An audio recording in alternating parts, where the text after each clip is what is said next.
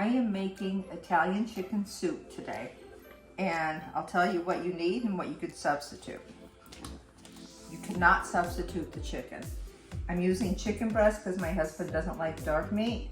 You can actually use the dark meat or the chicken on the bone as well if you want, so that's substitutable.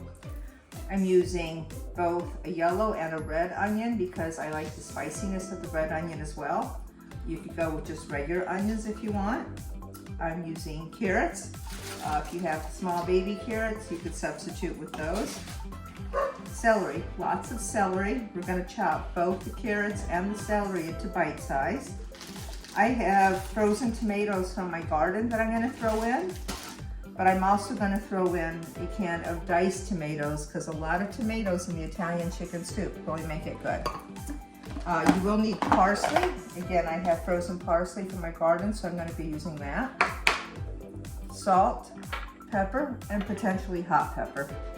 And I'm going to make this in my enamel cast iron skillet. I'm going to try something different. Usually I just throw it in with the water. This time I'm actually going to sear the chicken a little bit first and then all the vegetables. So I'll show you how to make it. You need about an hour and a half to make it. I'd say all ingredients wise, I'm probably at, I don't know, about $10, maybe $12 here. And you'll easily get 4 or 5 portions out of it. So I normally do not sear the chicken, but I wanted to try something a little bit different today. So I have a little bit of olive oil in there.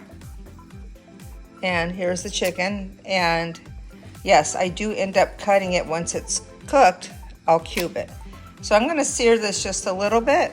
And I have already chopped my carrots. You can see the size, the celery, and my onions. So you'll notice that there's a lot of vegetables that go into this. By the way, these cutting boards are awesome because then they bend and it's very easy to put them in. I wouldn't chop with them because it could hit the surface of your knife.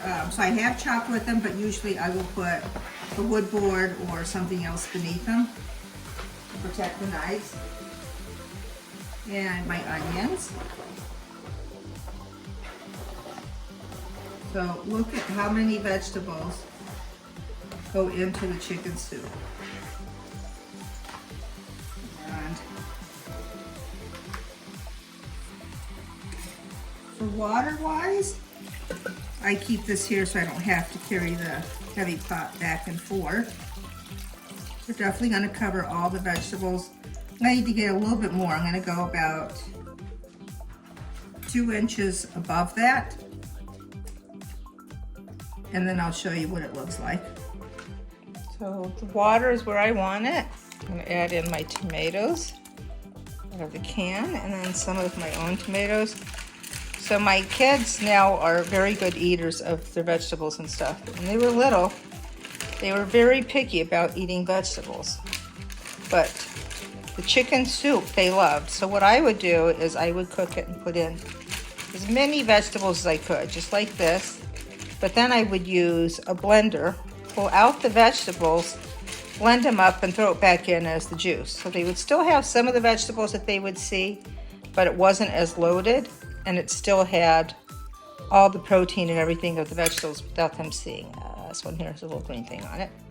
Just took it off. So this is gonna cook about an hour. I'll show you what it looks like at that point, and as it gets closer to being ready, that's when I'll throw in the parsley. I'm at the 45-minute point, so about halfway of it being cooked, maybe a little bit more than half.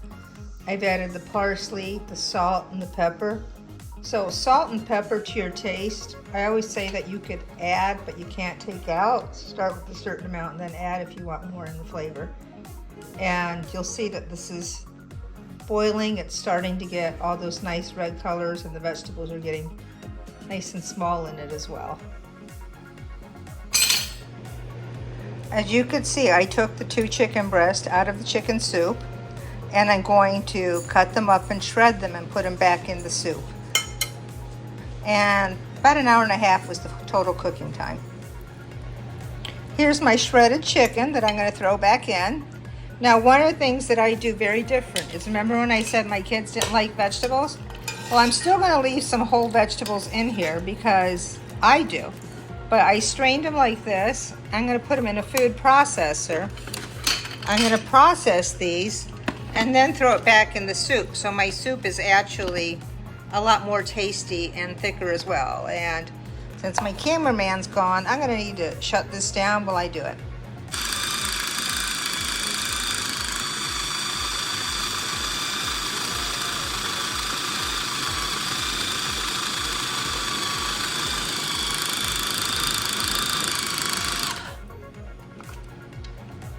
There it is. We're going to throw that into the soup.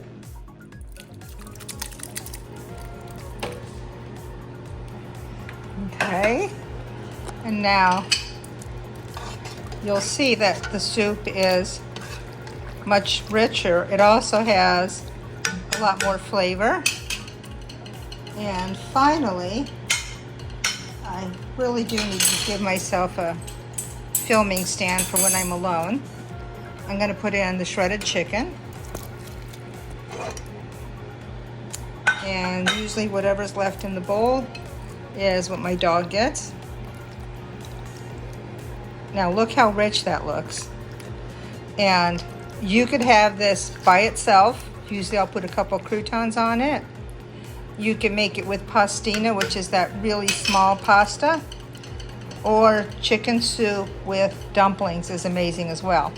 And ironically, you could even use the base if you drain this and you're just using the soup part as the dumplings. You could use the base to make pot pie. Here's the soup.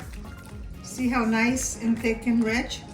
So this is Italian chicken soup. And again, you want to put noodles into it? That's up to you, but you definitely can. Or dumplings. I'm going to serve mine like this. And over here I have my homemade croutons.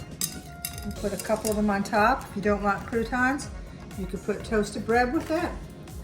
And there you are, homemade Italian chicken soup. Enjoy. I love cooking, love doing these videos. If this was helpful for you, please subscribe. Thank you.